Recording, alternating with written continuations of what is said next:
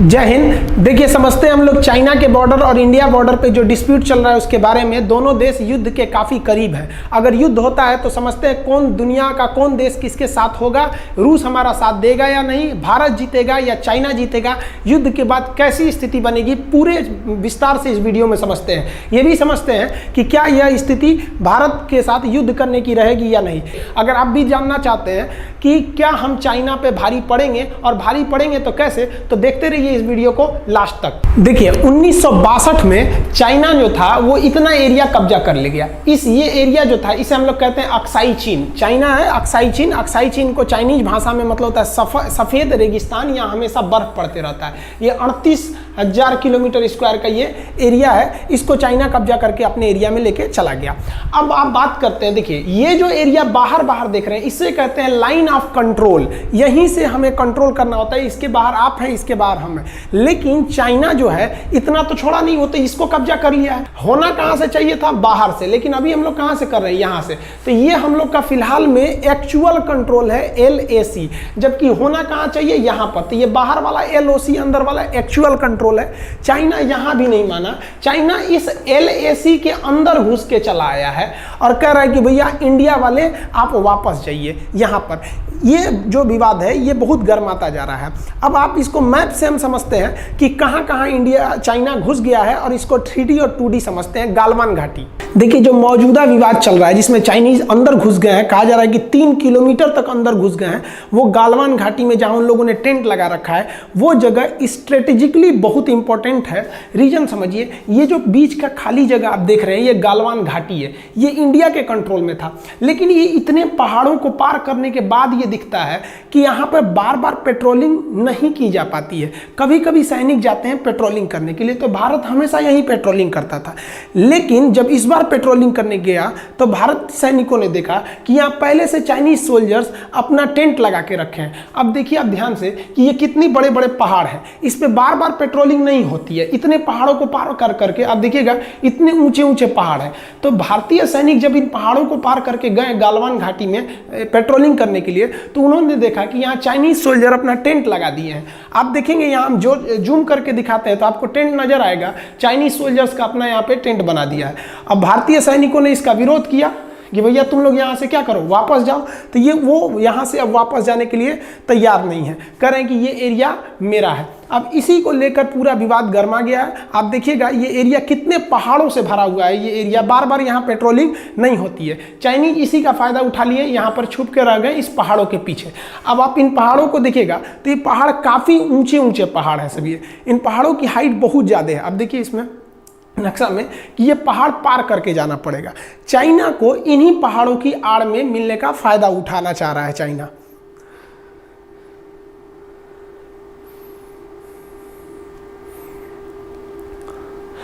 इन पहाड़ियों की जो ढाल है, आप इन पहाड़ों का ढाल देखिएगा तो इनका ढाल जो है लगभग 80 डिग्री है। अब यहाँ डायरेक्ट फायरिंग भी नहीं हो सकती है 80 डिग्री से, और यहाँ से चढ़ना काफ़ी मुश्किल हो जाएगा चाइना के एरिया से। इसलिए चाइना इसको कब्जा करके अपने कंट्रोल में रखना चाह रहा है।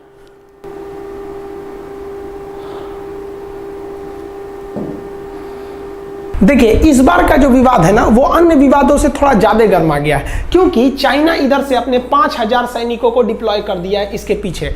हमेशा भारत बातचीत से कूटनीतिक समझा लेता था। इस बार भारत ने भी कहा है कि भैया तुम भेज दियो ना, तब हम भी इधर से भेज रहे हैं। तो LOC पे जो चाइना घुस गया LAC पे, तो भारत ने भी इधर से अपने 5,000 सैनिकों को भेज दिया है और उधर से चाइना भेज दिया है। और इस बात का कहना गलत नहीं है कि युद्ध के आसार अब आ चुके हैं, क्योंकि चाइना के राष्ट्रपति शी जिनपिंग ने कहा है कि चाइनीज सोल्जर को एकदम खराब स्थिति को मानते हुए युद्ध के लिए तैयार रहना है। अब वो ये बातें क्यों कह रहे हैं इसको हम लोग ध्यान से समझते हैं। चाइना के एग्रेसिव होने के 3 कारण हैं। देखिए, एक तो पूरी दुनिया चाइना को ब्लेम कर रही है कि भैया तुम्हारे यहाँ वुहान से क्या फैला था, कोरोना वायरस, जो आज पूरी दुनिया में फैल गया। तो पहला रीजन ये है कि चाइना कोरोना को ध्यान भटकाने के लिए ऐसा मामला कर रहा है कि पूरी दुनिया का ध्यान भटक जाए, और थोड़ा भी युद्ध हो जाएगा ना तो ध्यान भटक जाएगा। ये बात जेन्युइन है कि युद्ध हुआ तो ध्यान भटक जाएगा कोरोना से, पहला रीजन ये।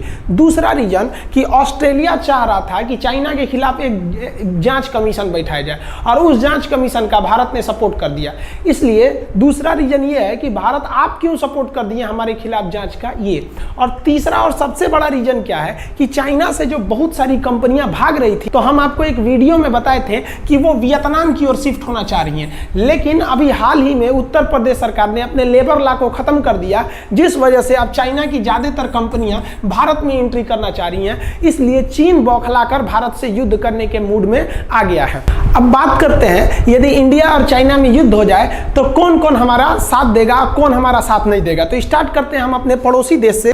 अगर भारत के पड़ोसियों में देखेंगे तो सबसे पहले स्टार्ट करते हैं हम लोग नेपाल से। आपको पता होना चाहिए नेपाल ने पहले ही स्पष्ट कर दिया है कि चाइना और भारत के युद्ध की स्थिति में नेपाल किसी की ओर से नहीं रहेगा, तटस्थ रहेगा, वो इसमें बीच में नहीं आएगा। अब दूसरे नंबर पे हम देखते हैं भूटान को। भूटान तो हमारे ही तरह से, एक तरह से समझिए कि हमारा एकदम सबसे मित्र राष्ट्र में आता है। भूटान की रक्षा खुद भारत करता है। भूटान की जमीन डोकालाम को कब्जा करने चीन जा रहा था, भारत उसके खिलाफ उस पर कड़ा रुख ले लिया। बांग्लादेश की अगर बात करेंगे तो जब तक बांग्लादेश में शेख हसीना वहां की प्रधानमंत्री है, तब तक बांग्लादेश भारत का साथ 100% देगा। और यह भी कह सकते हैं कि यदि युद्ध की स्थिति में भारतीय सैनिकों को इधर जाने में दिक्कत हुआ तो बांग्लादेश अपनी भी भूमि को और अपने हवाई क्षेत्र को भी भारतीय वायुसेना को कहेगा कि आप यहां से भी जा सकते हैं, क्योंकि चाइना चाहेगा कि इंडिया को दोनों ओर पे युद्ध पर उलझा सके। तो ये इस एरिया से हम लोग को कोई दिक्कत नहीं है। अब श्रीलंका को देखते हैं तो श्रीलंका और मालदीव के रिश्ते अब चाइना से वैसे नहीं है, क्योंकि श्रीलंका के लोगों को समझ में आ गया है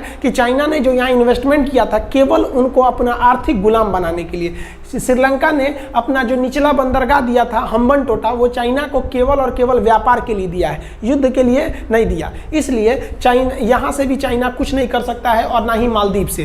केवल अगर पड़ोस में बात करेंगे तो एक पाकिस्तान ही है जो युद्ध की स्थिति में चाइना का साथ देगा। लेकिन पाकिस्तान की अर्थव्यवस्था अमेरिका द्वारा दिए गए भीख के पैसे से ही चलती है। अगर अमेरिका अपनी मदद रोक दे तो पाकिस्तान कुछ नहीं कर सकता है। इसलिए अगर चाइना के कहने पर पाकिस्तान भारत पर हमले की मूड भी बनाएगा तो मोदी जी का ट्रंप से इतना बेहतरीन रिश्ता है कि अगर एक फोन भी चला गया तो अमेरिका पाकिस्तान को दिए जाने वाला हर एक मदद रोक देगा। ये बेचारे भूख से मर जाएंगे, हमको क्या मारेंगे ये लोग। अब बचा अफगानिस्तान, तो अफगानिस्तान से हमको कोई दिक्कत नहीं है। अफगानिस्तान से हमारा बहुत अच्छा संबंध है, वहाँ के लोगों को हमारा अच्छा संबंध है। अफगानिस्तान के जो तालिबान था उसने स्पष्ट कर दिया कि भैया कश्मीर भारत का आंतरिक मामला है, हम उसमें हस्तक्षेप नहीं करेंगे। और पाकिस्तान के लोग सोच रहे हैं कि भैया अफगानिस्तान की जो आतंकवादी संगठन तालिबान है वो भारत पर हमला करेगा। वो क्यों करेगा, तो भारत का यहाँ से भी कोई दिक्कत नहीं है। और तजाकिस्तान जो है, तजाकिस्तान के दुशांबे में भारतीय वायुसेना ने अपना अड्डा ले रखा है, तो यहाँ से भी हम यहाँ पे अटैक कर सकते हैं। तो हमको अपने पड़ोस में ज्यादा दिक्कत नहीं है। बहुत लोग को ये लगता है कि टू फ्रंट वार शायद चाइना के फेवर में पाकिस्तान खुला युद्ध लड़ लेगा। अगर चाइना के फेवर में पाकिस्तान खुला युद्ध लड़े तो चाइना का क्या होगा ये तो पता नहीं, लेकिन 110% हम गारंटी लेते हैं कि पाकिस्तान बर्बाद होगा, युद्ध के मैदान में भी बर्बाद होगा। और अमेरिका जो पैसा रोक देगा तो खाए बिना मरेगा, वो अलग ही है, धज्जी उड़ जाएगा। और साथ ही साथ पाकिस्तान का ये बलूचिस्तान भारत छोड़ेगा नहीं, वो अलग कर देगा, क्योंकि बलूचिस्तान के लोग कहते हैं हमको पाकिस्तान में कोई इंटरेस्ट नहीं है। अब थोड़ा हम लोग जियो पॉलिटिक्स देखते हैं, बाहर के कौन कौन देश भारत के साथ आएंगे। देखिए एशिया में चाइना का केवल 2 दोस्त है। कौन कौन दोस्त हैं भैया, एक ये इनका पाकिस्तान, ये इनका दोस्त है पाकिस्तान, दोस्त नहीं कहिए इनको, गुलाम कहिए, चाइना का गुलाम है। और एक इधर है नॉर्थ कोरिया, पगला, अभी पता नहीं जिंदा है कि मर गया पता ही नहीं चल रहा है, ऑफिशियली कोई न्यूज़ ही नहीं आ रही है, किम जोंग की। तो एक यही इनका साथ देंगे। अब ध्यान देखिए, ये है साउथ चाइना सी। चाइना इस पूरे साउथ चाइना सी को कब्जा करना चाहता है, इसलिए उसका इंडोनेशिया से झगड़ा है। Malaysia, Indonesia, Taiwan, Vietnam, Philippine, सबसे इसका झगड़ा चल रहा है। यानी ये लोग साथ देंगे नहीं चाइना का इस कंडीशन में यहाँ पर, इसलिए भारतीय पानी वाली जहाजें, एयरफोर्स यहाँ से भी एंट्री कर सकती है और ये लोग इनको कोई भी इंफॉर्मेशन नहीं देंगे। अब देखते हैं यहाँ पर जापान। जापान से सेनकाकू यानी दुआऊ द्वीप को लेकर विवाद चल रहा है, जापान इनका साथ देने वाला नहीं है। दक्षिणी कोरिया से तो विवाद इनका इधर ही से ही है, तो भारत को इधर से भी सपोर्ट मिलते हैं। सपोर्ट का मतलब ये नहीं कि वो हमारे फेवर में युद्ध लड़ने ही चले आए, वो हमको डिप्लोमेटिक सपोर्ट भी देंगे अंतर्राष्ट्रीय मंच पर, तो भी बहुत बड़ा है। लेकिन अभी सबसे बड़ा मुद्दा आता है रूस का। रूस किसके साथ देगा, ध्यान से देखिए। चीन के मामले में और भारत के मामले में ध्यान से समझिए, रूस का भारत और चीन दोनों से एक जैसा संबंध है। अगर ये दोनों आपस में युद्ध लड़ जाते हैं, भारत और चीन, तो इस स्थिति में रूस न चाइना का साथ देगा और ना ही भारत का साथ देगा, वो तटस्थ रहेगा। लेकिन वो भारत को हथियारों की सप्लाई नहीं रोक सकता है, क्योंकि वो भारत को हथियार की सप्लाई देता है। तो इनडायरेक्टली हमें रूस का सपोर्ट मिल जाएगा, और अंतर्राष्ट्रीय मंच पर भी जब विश्व मंच की बात होगी तो रूस हमारा ही साथ देगा। रूस अगर तटस्थ भी रहता है तो ये बहुत बड़ा बात है, क्योंकि अगर रूस नहीं आएगा तो अमेरिका खुल के आएगा, इसलिए ताकि अमेरिका जानता है कि एशिया में अगर चाइना को दबाना है तो इसमें एक ही शेर है जिसे उठाना पड़ेगा, वो है भारत। इसलिए वह रूस के प्रभाव को कम करने के लिए अमेरिका और जी जान से भारत की ओर प्रभाव अपना बढ़ाने के लिए सपोर्ट करेगा। और सबसे बड़ा प्लस पॉइंट यह है कि आज की लड़ाई में सबसे महत्वपूर्ण भूमिका अगर कोई निभाता है तो वो है एयरफोर्स। और एयरफोर्स में सबसे एयरफोर्स का दुश्मन है S-400 मिसाइल। ये S-400 मिसाइल 400 किलोमीटर दूर से ही दुश्मन की जहाज को मार देती है। अब आप कहिएगा कि S-400 मिसाइल तो सर चाइना के पास भी है और इंडिया के पास भी है, तो इससे क्या फर्क पड़ेगा? फर्क बहुत बड़ा पड़ेगा। देखिए, रूस ने जो चाइना को S-400 मिसाइल दिया है, ये एक्चुअली में इसकी मारक क्षमता महज 300 किलोमीटर है। क्यों 300 किलोमीटर है? क्योंकि चाइना जो है MTCR का सदस्य नहीं है, मिसाइल कंट्रोल टेक्नोलॉजी रिलम, जो इसका सदस्य नहीं रहता है उसको 300 किलोमीटर से ज़्यादा मारक क्षमता की मिसाइलें नहीं दे सकते हैं। और चूंकि भारत इसका सदस्य है, इसलिए भारत की जो S-400 मिसाइल है, इसकी जो मारक क्षमता है ये 400 किलोमीटर है। अतः भारत को यहाँ पर एक एडवांटेज मिल जाएगा। समझ में? इंडिया चाइना के युद्ध में सबसे बड़ा अगर लॉस होगा तो चाइनीज कंपनियों को होगा, क्योंकि चाइनीज कंपनियों के लिए भारत से बड़ा मार्केट कोई नहीं है, और युद्ध की स्थिति में भारत किसी भी चाइनीज कंपनी को एंट्री नहीं करने देगा। और युद्ध ऐसा चीज होता है, जब भारत का बच्चा बच्चा देश प्रेम से जुड़ जाता है, उस वक्त हम ये भी नहीं कहेंगे कि हमें चाइना के सस्ते चीजें चाहिए। युद्ध के समय भारत को एक और बहुत बड़ा एडवांटेज मिलने वाला है, वो है इंडियन ओशियन को लेके, हिंद महासागर को लेके। चाइना मलक्का को ही होकर हिंद महासागर जा सकता है। अब भारत ये हिंद महासागर में नेवल ब्लॉकेज लगा सकता है, क्योंकि ये हिंद महासागर में भारत की शक्ति को चुनौती देने वाले कोई देश नहीं है। दूसरा, भारत जो है ऑस्ट्रेलिया से एक बहुत बड़ा समझौता कर लिया है, जिसको भारत ने ऑस्ट्रेलिया के कोकोस द्वीप पर अपनी सेना रख सकता है। अब ध्यान दीजिए, चाइना जो है हिंद महासागर में एंट्री करता है केवल 2 रास्ते से। एक ये है मलक्का। अगर वो मलक्का के रास्ते एंट्री करेगा तो यहाँ हमारा अंडमान निकोबार है, यहाँ हमारी तीनों सेनाएं हैं, चबा जाएंगी इनको। लेकिन चाइना इतना होशियार है कि वो मलक्का से नहीं आता है, वो आता है सुंडा से। नीचे भी एक रास्ता है जिसका नाम है सुंडा, इंडोनेशिया के पास। अब यहाँ से वो भाग जाता था, तो ऑस्ट्रेलिया ने भारत को अपना यहाँ का कोकोस द्वीप दे दिया है। अब देखिए, इधर से घुसेंगे तो थुथुरे कूच देंगे, और इधर से भी घुसेंगे तो थुथुर कूच देंगे। ऑस्ट्रेलिया को बहुत बहुत धन्यवाद कि भैया जो आपने अपना कोकोस द्वीप के लिए भारत से जो समझौता किया है, इसके लिए दिल से थैंक यू। इसलिए नेवी के मामले में चाइना इधर कुछ नहीं कर सकता है। दूसरा, चाइनीज नेवी को युद्ध लड़ने का अनुभव नहीं है, ना ही चाइनीज एयरफोर्स को है, केवल चाइना की थल सेना को एक्सपीरियंस है। और हमारी नेवी, आपको जो हम अपने channel Khan GS research centre पे हम जो वीडियो बनाए थे पाकिस्तान की औकात, उसमें इंडियन नेवी की कितनी बड़ी पावर है आपको दिखाए थे। आप वो वीडियो जरूर देखिएगा, पाकिस्तान की क्या औकात है इस चैनल पे। तो ध्यान से समझिए, यहाँ तो हम लोग नेवी का आराम से ब्लॉकेज लगा सकते हैं, तो यहाँ हमको प्लस पॉइंट है। इंडिया का जो सबसे बड़ा प्लस पॉइंट साबित होगा वो ब्रह्मोस मिसाइल होगा। रीजन क्या है कि इंडिया के ज़्यादातर बॉर्डर पे ऐसे पहाड़ खड़े हैं, और ये पहाड़ का जो ढाल है वो लगभग 80 डिग्री है। और ब्रह्मोस दुनिया की इकलौती मिसाइल है जो सीधे जाने के बाद 80 डिग्री घूम जाती है, यानी इस तरह जाएगी और 80 डिग्री घूम जाएगी। दूसरी कोई मिसाइल नहीं घूम सकती है। तो ये भारत के लिए सबसे बड़ा प्लस पॉइंट है। अब बात करते हैं सबसे बड़ा कि अमेरिका किसके साथ देगा। भाई, अमेरिका चाइना का साथ देगा या नहीं? तो अमेरिका चाइना के एकदम खिलाफ है। ऐसा क्यों है? क्योंकि अमेरिका जहां बैठा है उस सिंहासन को हटाकर चाइना वहीं बैठना चाहता है। तो ये चाइना जो है, इसका कभी भी साथ अमेरिका नहीं देगा। भारत का साथ क्यों देगा? क्योंकि चाइना को दबाने के लिए भारत को खड़ा रखना जरूरी है, क्योंकि कहा जाता है कि दुश्मन का दुश्मन मेरा दोस्त। तो इसका भी दुश्मन है और भारत का भी चाइना दुश्मन है, तो ये दोनों आपस में दोस्त हैं। और भारत और अमेरिका के बीच में कास्टा और कॉमकासा नाम का समझौता हो गया है। इस समझौते के तहत अमेरिका की सेना और खुफिया एजेंसी किस किस देश की खुफिया एजेंसी की जानकारी ले रही है, ये भारत पता कर सकता है। और भारत के पास कौन कौन सी खुफिया जानकारी है ये अमेरिका भी पता कर सकता है। तो इसकी CIA बहुत ही इंटेलिजेंस है, तो वो इसकी हर एक खुफिया जानकारी को शेयर कर लेगी भारत के साथ। हाल में अमेरिका ने क्या कर दिया कि कह दिया कि भैया चाइना का जो राज्य है तिब्बत, जिसको चाइना ने 1959 में कब्जा कर लिया था, हम उसको एक स्वतंत्र देश घोषित कर देते हैं। हांगकांग में भी विवाद चल रहा है, ताइवान को लेकर चल रहा है, इसलिए चाइना और अमेरिका आमने सामने हो जाएंगे तिब्बत को लेकर, और ये भारत के लिए एक प्लस पॉइंट हो जाएगा। चाइना के खिलाफ अमेरिका अभी बहुत भयानक बिगड़ा हुआ है, क्योंकि कोरोना का सबसे बड़ा अगर कोई शिकार हुआ है तो अमेरिका बना है। आज के डेट में वीडियो शूट होते समय यहाँ पर 1 लाख से ज़्यादा मौत हो चुकी है अमेरिका में, और 17 लाख मरीज मिल चुके हैं कोरोना के। इसलिए चाइना के से बदला लेने के लिए अमेरिका एकदम आतुर है,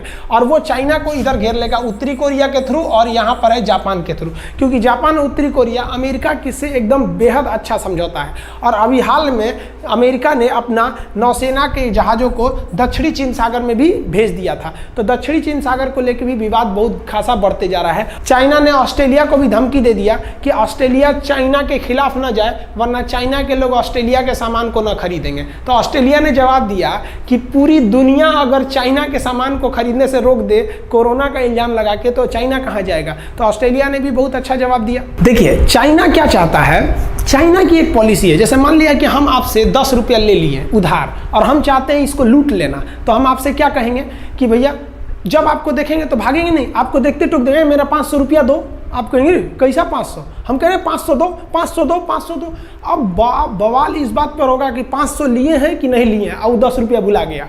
यही चाइना कर रहा है। चाइना ने अक्साई चीन कब्जा किया 1962 में, और वो जानबूझ के और आगे बढ़ रहा है कि विवाद केवल इसी पर खत्म हो जाए और इधर वाला भारत भूल जाए। इसके लिए भारत को भी चाहिए कि इससे बड़ा बवाल करने के लिए, और ये बवाल भारत को करना ही चाहिए हिंद महासागर में। देखिए चाइना क्या कहता है, देखिए जब तक दूसरे को डराइएगा नहीं तब तक वो आपकी बात नहीं सुनेंगे। कहा जाता है कि भय बिना प्रीत कहाँ, डर और जरूरत अगर खत्म तो रिश्ता खत्म, तो डर और जरूरत बचा के रखना है। चाइना की जरूरत क्या है, ये है उसका दक्षिणी चीन सागर, ये पूरा पेट्रोल से भरा हुआ है, तो ये उसकी ज़रूरत है। और चाइना का डर क्या है, तिब्बत। तिब्बत उसने कब्जा कर रखा है, और तिब्बत पानी का बहुत बड़ा स्रोत है, क्योंकि यहीं से सारी नदियाँ निकलती हैं। तो इसका डर तिब्बत है, निकल ना जाए, और ज़रूरत दक्षिणी चीन सागर कहीं ये हाथ से ना निकल जाए।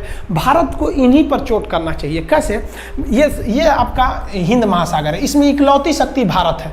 भारत को यहाँ पर अपनी नेवी की दखलंदाजी करनी चाहिए। जितने भी देश हैं जो चाइना के फेवर में हैं, उनके जहाज़ों को ना इधर से गुजरने नहीं देना चाहिए। अगर हम चाइना के सहयोगी देश के ज़्यादातर जहाज़ों को इधर जाने से रोक देंगे तो ये एक इंटरनेशनल बवाल फिक्स है, और इस बवाल को रोकना नहीं चाहिए, इस बवाल को पूरा बर्बाद करना चाहिए, क्योंकि पागल से निपटने के लिए पागल बनना पड़ता है। तो इसको इस एरिया में पूरी नेवल ब्लॉकेज लगा देना चाहिए, नौसेना को पूरा भेज के। अफ्रीका के देश कोई भी भारत से उलझेगा नहीं, क्योंकि अफ्रीका के देश विकासशील देश है, ये जल्दी उलझेंगे नहीं। इधर उलझेगा कौन, अमेरिका। तो अमेरिका क्या बेवकूफ़ है, वो भी समझ रहा है। अमेरिका को समझा दीजिए कि भैया हम जानबूझ के इसको ब्लॉकेज लगाए हैं कि एक इंटरनेशनल बवाल हो। ये इंटरनेशनल बवाल हो, अब इंडिया दुनिया पूछेगी कि इंडिया तुम पागल क्यों हो गया है, तो इंडिया वहाँ कहेगा ना कि जैया जब दक्षिणी चीन सागर चाइना का हो सकता है तो हिंद महासागर हिंदुस्तान का क्यों नहीं है। अगर वो चाइना का है तो ये हिंदुस्तान का है। आप कहिए कि चाइना तुम हटो तो हम भी हट जाएंगे, और बाकी बड़े देश सब समझेंगे। अमेरिका इसमें भारत का ही साथ देगा। क्यों, क्योंकि अमेरिका कहेगा कि इस झगड़े की जड़ चाइना है, और जिधर अमेरिका बोलेगा पूरा यूरोप के देश उधर ही बोलेंगे, क्योंकि पूरे नाटो देश, ये जो नाटो देश हैं सब, पूरा नाटो सैनिक, ये भी इधर ही बोलेंगे। ये बवाल एक इंटरनेशनल बवाल होगा, और चाइना के ऊपर इसका टिकरा फोड़ दिया जाएगा। अब चाइना आएगा भारत के पास, टेबल पर बैठेगा कि भैया ये क्या कर रहा है तुम बवाल वहाँ पर, और ये इंटरनेशनल बवाल हो जाएगा। इंडिया लीड कर सकता है इस चीज़ को बहुत बड़े पैमाने पर। अब भारत और चाइना आपस में बैठ के बात करेंगे कि भैया देख तू लद्दाख वापस कर, और नहीं तो हम ये वाला बवाल नहीं शांत करेंगे यहाँ पर। और भारत को चाइना की इकोनॉमी को तोड़ने के लिए भारतीय संसद को एक प्रस्ताव पारित करना चाहिए कि दुनिया का जो भी देश ये स्वीकार करेगा कि पूरा कश्मीर भारत का है, पूरा अरुणाचल प्रदेश भारत का है, तो हम उससे व्यापार करेंगे बहुत कम टैक्स लेकर। और नहीं, अगर हम ये चीज़ अगर जो नहीं मानेगा, हम उन पे भैया 150% टैक्स लगा देंगे। अब उनकी सामान इतनी महंगी हो जाएगी कि खरीदेगा ही नहीं कोई। अब भारत के सामने भी अंतर्राष्ट्रीय कोर्ट में कहने की बात रहेगी ना कि भैया जो हमारी अखंडता को मानता है हम उससे 10% टैक्स लेंगे। विदेश की जो भी चीज़ आएगी हम 10-20% टैक्स लेंगे। लेकिन जो हमारी अखंडता को ही ना माने, हमारे देश का ही टुकड़ा करे, हम उससे टैक्स लेंगे। अब इससे फायदा क्या होगा? चाइना की सामान को लोग इसीलिए खरीदते हैं कि वो सस्ता रहता है, वो भी जानते हैं कि बहुत कम दिन चलेगा, लेकिन कहते हैं कितना रुपये का ये है। तो इससे हमको दो फायदा कि भैया अगर तुम इस चीज़ को मान लेते हो तो हमारा बवाले खत्म कि भैया हमारा सीमा विवाद सुलझ गया, और अगर तुम नहीं मानते हो तो तुम्हारा व्यापार चौपट हो गया। तो इसलिए चाइना के लिए सांप छुछुंदर की स्थिति हो जाएगी। अगर मान लिया तो भूमि गया, और नहीं माना तो व्यापार गया। अब लो भैया तुम क्या करोगे?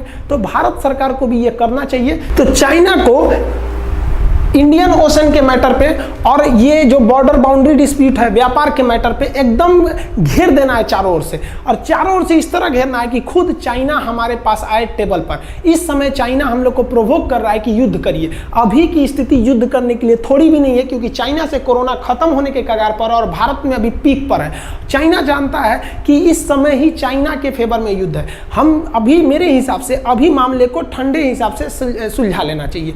जैसे कोरोना खत्म होगा, पूरी दुनिया चाइना के खिलाफ जाएगी, और यही माहौल बना के चाइना पर दबाव बनाना उचित रहेगा। अभी नहीं, अभी हम यही कर सकते हैं कि चाइनीज चीज़ों का बहिष्कार करें जितना से ज़्यादा हो सके, क्योंकि चाइना को पता है कि भारत के लोग चाइनीज सामान को ही प्रयोग करेंगे जो भारत के लिए सही नहीं है। इसके आगे जो अपडेट आते रहेगा हम आपको बताते रहेंगे। तब तक के लिए जय हिंद।